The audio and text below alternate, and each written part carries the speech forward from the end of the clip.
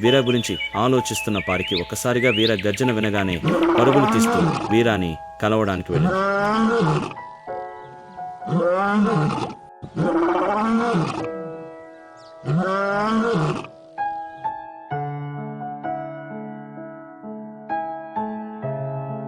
చాలా బలహీనంగా నడుచుకుంటూ వస్తున్న వీరాని చూసి పారి కొంతసేపు ముద్దాడింది.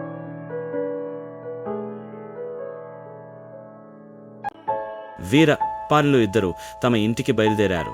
గుహంలో వీర జంతువుల కళేబరాన్ని తింటూ ఉండగా అది చూస్తున్న పారి ఎంతో సంతోషించింది.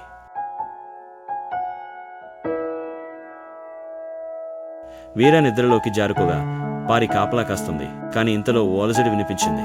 రాబోయే ప్రమాదాన్ని పారి కనిపెట్టింది. కాని పారి వీరాని ఎలా కాపాడుకుంటుంది? ఎవరి సహాయం తీసుకుంటుంది? పారి ప్రాణత్యాగమా లేక విరోచితమా? చూద్దాం.